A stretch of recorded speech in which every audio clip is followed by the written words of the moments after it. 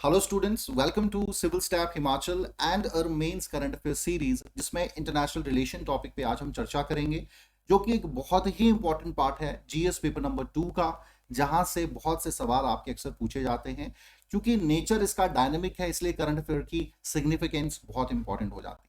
तो आज भी हमारा जो टॉपिक है बहुत ही इंपॉर्टेंट है, चर्चा का विषय बना रहा पिछले कुछ समय में। और इसकी शुरुआत एक इकोनॉमिक ग्रुप के तौर पर जरूर हुई थी, लेकिन आज ग्लोबली जो है ये पूरी दुनिया की नजरें इस पे गड़ी रहती हैं जब भी कोई इसका सेशन होता है। मैं बात कर रहा हूं ब्रिक्स की।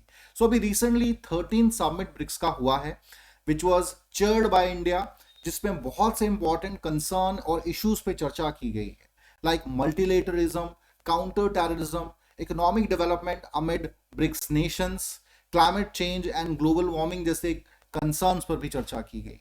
तो जानेंगे आज क्यों ब्रिक्स इतना इंपॉर्टेंट है, क्या सिग्निफिकेंस है, क्या चैलेंजेस हैं ब्रिक्स के, और भारत के लिए इसकी क्या इंपॉर्टेंस है।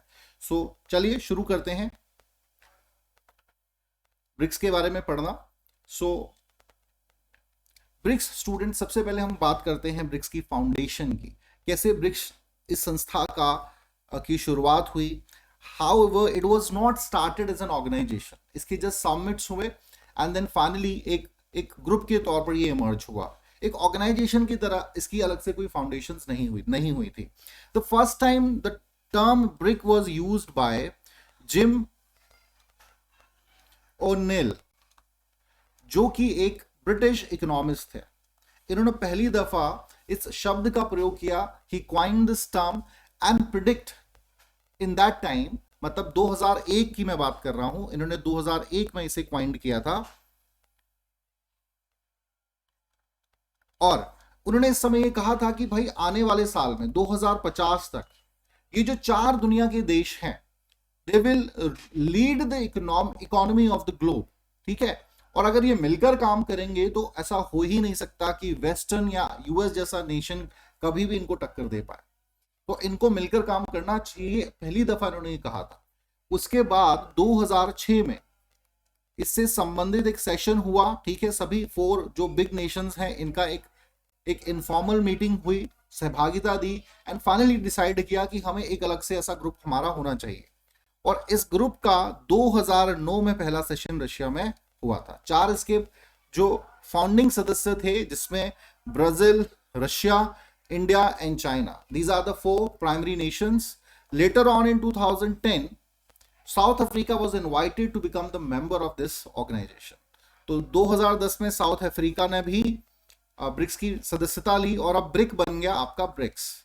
ठीक है, और 2011 में पहली दफा समिट में पार्टिसिपेशन लिया था साउथ अफ्रीका ने। तो ये तो कुछ बात की हमने फाउंडेशन की। अब जरा बात करेंगे सिग्निफिकेंस की, इतना इंपॉर्टेंट ब्रिक है क्यों भाई, ब्रिक्स है क्यों। सबसे पहले हम बात करते हैं बिग 5 नेशंस की। ये जो सभी 5 नेशंस हैं, these are the emerging powers, ये लीडिंग पावर्स हैं। और अगर हम साइज की भी बात करें, इसमें रशिया, इंडिया और चाइना जैसे दुनिया के सबसे बड़े देश हैं। ठीक है, ग्लोबली अगर हम एरिया वाइज बात कर रहे हैं तो 30% रिप्रेजेंटेशन आ जाता है इन 5 देशों का, लैंड बाय लैंड एरिया। ठीक है, 42% पॉपुलेशन को रिप्रेजेंट करते हैं ग्लोबली ये 5 देश। 25% के आसपास जो है ग्लोबल जीडीपी जो है वो रिप्रेजेंटेशन रहता है ब्रिक्स नेशन का। और 17% जो ट्रेड है ग्लोबल, ठीक है, उसको रिप्रेजेंट करती है आपके ब्रिक्स।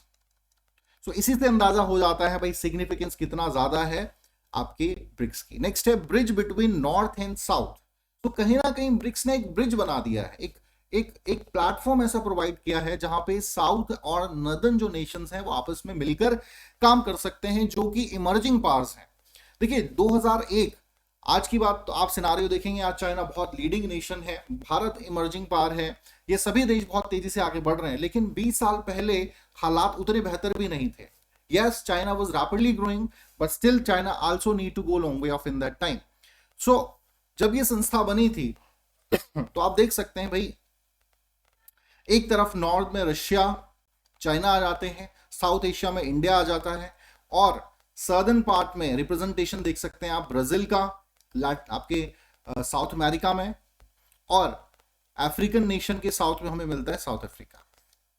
सो इन ब्रिक्स के माध्यम से ब्रिक ने इन्हें जोड़ा है, एक प्लेटफॉर्म दिया है, एक ब्रिज बनाया है, ताकि ये सभी इमर्जिंग जो पावर्स हैं एक प्लेटफॉर्म के माध्यम से मिलकर आगे बढ़ सके। नेक्स्ट है common global perspective. So common global perspective भी है, जिसमें मल्टीलेटरिज्म सबसे इंपॉर्टेंट है। मल्टीलेटरिज्म, अब इसको समझने से पहले थोड़ा सा हम बात कर सकते हैं 1945 की। इन 1945 after the end of second world war, तो एक नया युग की शुरुआत हुई जिसे हम कहते हैं cold war, and the world was divided in two parts. World bipolarism हो गया, दो शक्तियों में लीडिंग ब्लॉक्स में बढ़ गया, USSR and USA bloc. And 1991 में after the balkanization, after the decentralization of USSR, ये वर्ल्ड बन गया आपका बाइपोलर से यूनिपोलर। ठीक है, अब पूरी दुनिया में एक ही शक्ति बची, सुपर पावर बचा, वो था यूएसए। और ये सभी देश जो हैं, जिसमें India, south Africa, Brazil, China, Russia भी अब कमजोर हो गया था। ठीक है, रशिया को चलो आप अलग भी रख लें। ये चारों जो देश थे ये ग्रो कर रहे थे बहुत rapidly, and they supported the idea of multilateralism, जहां पर कोई एक जो है सुपर पावर नहीं होगी, सभी देश जो हैं सुपर पावर होंगे, ताकि global balance of power maintain रहे। ठीक है, अगर एक ही सुपर पावर होगी तो सब कुछ सेंट्रिक, यूएसए सेंट्रिक ही हो जाएगा ना, हो भी गया है। अब तो चेंजेस आ रहे हैं रैपिडली, जैसे भी चाइना सेंट्रिक हो रहा है बहुत से एरियाज में, तो वो नहीं होना चाहिए। Maintenance of balance of power is very important. So next है डेवलपमेंट कॉपरेशंस। अब इन सभी देशों में कुछ कॉमन कंसर्न भी हैं, इसमें आपके उस समय तो ज्यादा थे, जैसे पॉवर्टी, अनएम्प्लॉयमेंट, ठीक है, माल न्यूट्रिशन या पुअर इंफ्रास्ट्रक्चर, ये तमाम चीजें कॉमन इंटरेस्ट थी। इसी से संबंधित जो है नेशनल डेवलपमेंट बैंक की स्थापना की गई थी, जो डिफरेंट प्रोजेक्ट्स के माध्यम से इन्वेस्ट करता है, ठीक है, कॉपरेशन करता है इन सभी देशों के साथ, ताकि सभी देशों का अच्छे से विकास हो सके। तो ब्रिक्स ने ही ये एक अपॉर्चुनिटी प्रोवाइड की, और इसीलिए सभी देशों के लिए इस संस्था की इंपॉर्टेंस जो है, सिग्निफिकेंस से बहुत ज्यादा बढ़ जाती है। चले आगे हम बात करेंगे इंस्टीट्यूशंस की। तो इंस्टीट्यूशन में तो बहुत और इंस्टीट्यूशंस हैं, बट जो प्राइमरी इंस्टीट्यूशन है उसी पे बात करेंगे। देखिए, फाइनेंस मैटर्स अ लॉट। पैसा जो है ना, वो किसी भी व्यक्ति की लाइफ में, किसी भी ऑर्गेनाइजेशन की लाइफ में, किसी भी कंट्री के लिए इंपॉर्टेंट होता है। सो इंस्टीट्यूशन में नेशनल डेवलपमेंट बैंक इसमें सबसे ऊपर है, सबसे ज्यादा इंपॉर्टेंस हो जाती है नेशनल डेवलपमेंट बैंक की, जिसको ब्रिक्स बैंक भी कह दिया जाता है। ठीक है, सो इन 2014 फोर्टेल्जा डिक्लेरेशन किया गया। Fortaleza is a name of city which is located in Brazil. यहां पर 6th सेशन हुआ था, 6th समिट हुआ था आपके ब्रिक्स का। ठीक है, और इसमें ये फाइनली डिसाइड किया गया उस समय कि भाई हमें एक अलग से हमारा बैंक होना चाहिए, जिसमें हर देश का एक शेयर रहेगा, ताकि किसी भी समय किसी भी प्रोजेक्ट में डिफरेंट मेंबर नेशंस को जरूरत पड़ती है तो यहां से फंडिंग की जा सके। अब अगर हम आज की ही बात करें, सो तकरीबन भारत को ही 250 मिलियन का अमाउंट दिया है ब्रिक्स ने, इन्वेस्ट भारत में किया। या इसके अलावा भी तकरीबन आपके 50 डिफरेंट प्रोजेक्ट्स में, इससे भी ज्यादा अब तो बढ़ गए हैं, ऑलमोस्ट 50 प्रोजेक्ट्स आप कह सकते हैं, डिफरेंट नेशंस में इन्वेस्टमेंट किया है। और अभी तकरीबन 100 बिलियन से भी के आसपास जो है इसका बेस है आपके एनडीबी का, नेशनल डेवलपमेंट बैंक का। मतलब इतना इनके पास रिजर्व्स हैं, इससे ज्यादा है, अब तो बढ़ गए होंगे, ऑफ कोर्स चेंजेस आते रहते हैं। नेक्स्ट है contingency reserve arrangement. It is like a contingency fund.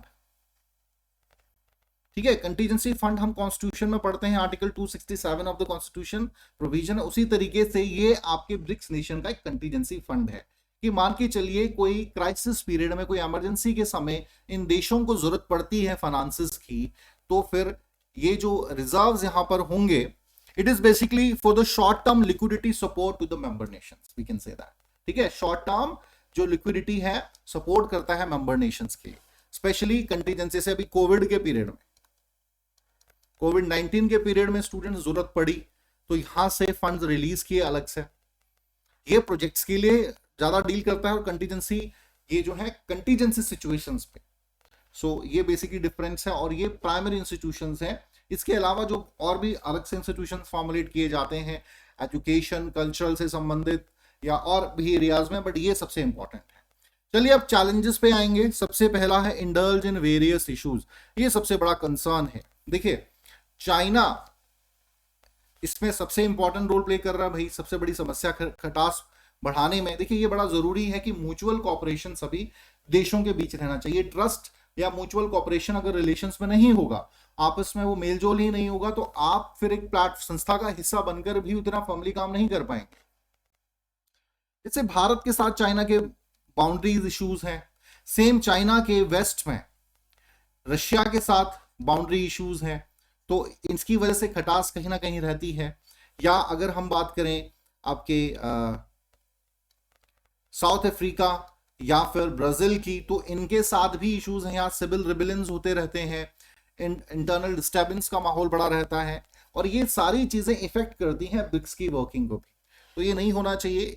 इसके अलावा अभी कोविड क्राइसिस में जो चाइना का ग्लोबली जो है इमेज बहुत डाउन हो गया, ठीक है, और चाइना की क्रेडिबिलिटी पे क्वेश्चन मार्क उठा है, और चाइना जो है एक लीडिंग नेशन है ब्रिक्स का, तो चाइना की वजह से ब्रिक्स की भी जो सिग्निफिकेंस है, जो उसका रेपुटेशन है, वो हार्म होती है। नेक्स्ट है हेट्रोजेनिटी। हेट्रोजेनिटी भी एक बहुत बड़ा मुद्दा है कि भाई कॉमन इंटरेस्ट नहीं है देशों के, सबके अलग अलग इंटरेस्ट हैं, सबके देखिए सभी का नेशनल इंटरेस्ट होता है ना, राष्ट्रहित होता है, तभी हम किसी संस्था किसी ऑर्गेनाइजेशन का हिस्सा बनते हैं। तो भारत के साथ भी है, जैसे साउथ अफ्रीका, इंडिया या ब्राजील की प्राइमरी इंटरेस्ट है कि भाई हमें फाइनेंशियल गेन्स मिलते रहे ब्रिक्स से, ठीक है। जबकि रशिया और चाइना जैसे देशों के लिए फाइनेंशियल तो है ही, पर इतना इंपॉर्टेंट नहीं है, उनके लिए फाइनेंशियल से ज्यादा है to counter the increasing west influence, जो ग्लोबल वेस्ट इन्फ्लुएंस है, और to counter organisation like G7, ठीक है, ताकि उनका ग्लोबल प्रभाव बढ़ सके। और इसके अलावा भी बहुत से फ्रंट्स पे जो है हेट्रोजेनिटी देखने को मिलती है, क्लैशेस देखने को मिलते हैं, तो ये एक बहुत बड़ी चिंता की बात है। नेक्स्ट है सबसे बड़ा मुद्दा है चाइना। भाई चाइना सेंट्रिक हमें ब्रिक्स होता हुआ दिखता है, ठीक है। चाइना सेंट्रिक इसलिए है क्योंकि चाइना का फाइनेंशियली एक लॉइन शेयर है, और एक लीडिंग इमर्जिंग पावर है चाइना, इन सभी मेंबर्स के बीच सबसे पावरफुल चाइना आज है। तो बिकॉज ऑफ दैट क्या होता है कि एक इम्बैलेंस बनता है, एक बैलेंस ऑफ पावर का जो हम कॉन्सेप्ट की बात कर रहे हैं, हम ग्लोबल बैलेंस की पावर की छोड़िए, हमारे रीजन में ही बैलेंस ऑफ पावर नहीं बन पाएगा बिकॉज ऑफ चाइना। तो ये बड़ा महत्वपूर्ण है कि भाई ये काउंटर होना चाहिए, ये इम्बैलेंस जो है ब्रिक्स में ये खत्म हो, which was created by China. तो इसके लिए मेंबर नेशंस को काम करने की आवश्यकता है। चल सो नेक्स्ट हम बात करेंगे importance of BRICS for India. ये तो हमने बात की, अभी चैलेंजेस की, अब तरह इंपॉर्टेंस पे बात करते हैं। भारत के लिए ब्रिक्स इतना इंपॉर्टेंट क्यों भाई? जियोपॉलिटिकली सबसे पहले देखेंगे जियोपॉलिटिकली क्या इंपॉर्टेंस है। देखिए सबसे पहले जियोपॉलिटी का मतलब होता है कि जब किसी जमीन का यूज पॉलिटिकल गेन्स के लिए किया जा रहा, ठीक है, उसे जियोपॉलिटिक्स साधारण शब्दों में कह देते हैं। सो आप देखेंगे एक तरफ यूएसए है, एक तरफ आपका रशिया चाइना एक्सेस है, और बीच में हमारा आता है प्यारा भारत।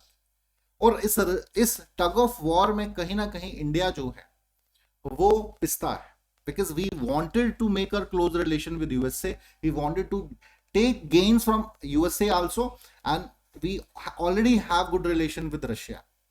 बट ये जो एक्सेस बन रहा है धीरे धीरे, ये भारत के लिए चिंता की बात है। अब यहाँ पे ब्रिक्स की सिग्निफिकेंस भारत के लिए इंपॉर्टेंट हो जाती है, because being a member of the BRICS, ये जो एक्सेस है रशिया और चाइना का, ये कमजोर होता है, ठीक है। तो ये भारत के लिए इंपॉर्टेंट है। नेक्स्ट है ग्लोबल इकोनॉमिक ऑर्डर। सो ग्लोबल इकोनॉमिक ऑर्डर में और ज्यादा हमारी साख को मजबूत करने में ब्रिक्स का बहुत बड़ा योगदान है। बहुत से फंडिंग या इंफ्रास्ट्रक्चर हमारा बिल्ड करने में, या देखिए ना, जब भी ग्लोबली बात होगी कि किन किन ऑर्गेनाइजेशन के आप सदस्य हैं, तो भारत की का इकोनॉमी को और बूस्ट करने में ब्रिक्स का जो योगदान है वो मेंशन किया जाएगा। नेक्स्ट है voice of developing nations. BRICS basically क्या है, डेवलपिंग नेशन की एक आवाज है, ये बहुत जरूरी है। जब 2001 में इसको बनाने की बात कही गई थी तो कारण ही ये था कि ये जो इमर्जिंग पावर्स हैं, डेवलपिंग नेशंस हैं, जिसमें भारत, चाइना, उस समय चाइना तो क्या नहीं कहेंगे हम, लेकिन Bharat, south Africa and Brazil इसमें लीडिंग इमर्जिंग पावर्स थी, उनको एक प्लेटफॉर्म मिलता है। तो ब्रिक्स इसलिए भी भारत या साउथ अफ्रीका या फिर ब्राजील जैसे देशों के लिए बहुत इंपॉर्टेंट जो होती है संस्था, एक प्लेटफॉर्म उनको मिल रहा है जो ना सिर्फ उनको इकोनॉमिकली सहायता कर रहा है, उनकी ग्लोबल पावर, उनकी ग्लोबल रेपुटेशन को भी बढ़ा रहा है।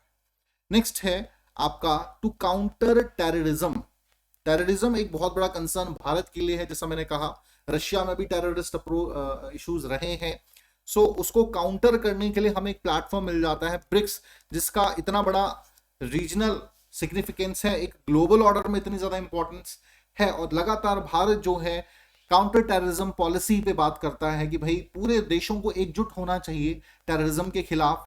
हमें यहाँ पर जो है अपने इंटरेस्ट को नहीं देखना है। जैसे मैं आपको उदाहरण देता हूँ 90s का, when India was talking about terrorism और about this policy, so all the nations were just here and this, यहां से इस कान से सुना, इससे निकाल दिया, वो वाली बात करते थे सभी देश।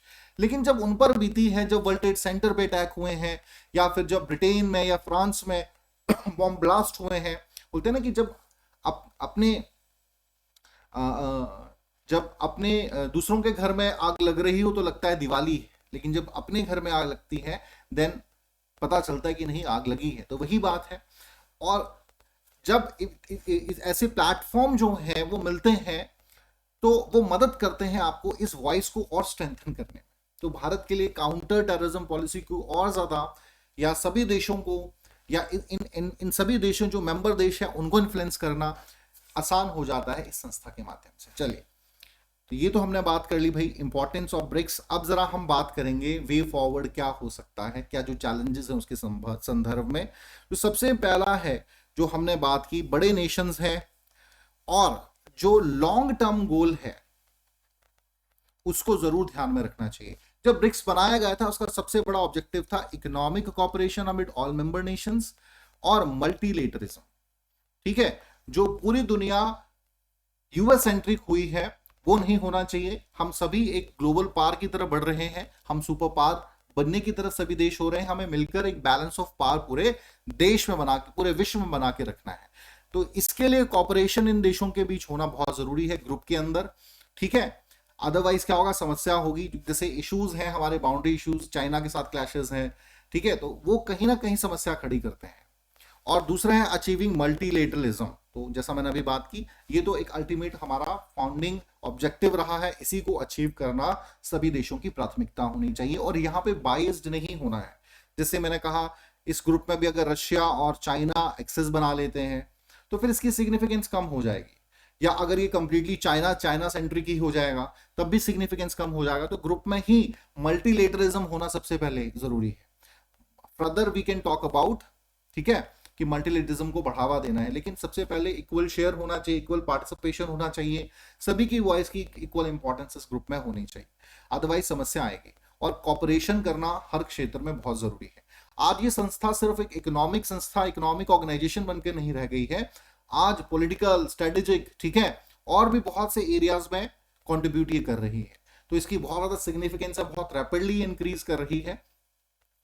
तो इसका सिग्निफिकेंस इस बात पे, इसका फ्यूचर इस बात पे बहुत डिपेंड करता है कि भाई कितना कॉपरेशन के साथ सभी मेंबर नेशन काम करते हैं, साथ ही साथ मल्टीलेटरिज्म का जो टारगेट है उसे अचीव करना है।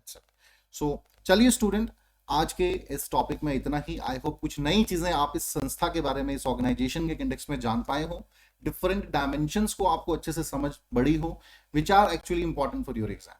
तो चलिए आज के लिए इतना ही। Thank you very much.